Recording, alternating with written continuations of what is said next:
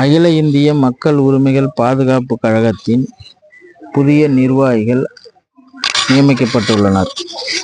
அதன்படி கேரளா மாநில தலைவராக டி. செந்தில்குமார் அவர்களையும், கடலூர் மாவட்டம் பண்ருட்டி நகர தலைவராக ஒய். நாசர்தீன் அவர்களையும், பண்ருட்டி நகர செயலாளராக கே. ராஜ்மோகன் அவர்களையும், விழுப்புரம் மாவட்டம் விழுப்புரம் நகர இளைஞரணி செயலாளராக கே.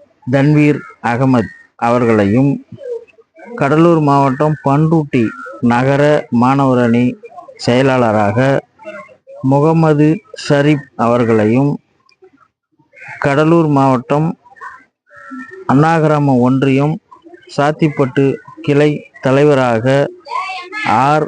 மெல்கியோல் அவர்களையும், இயக்கத்தின் தேசிய தலைவர் மக்கள் சேவகர் சி. எஸ். அருள்முருகன் அவர்கள்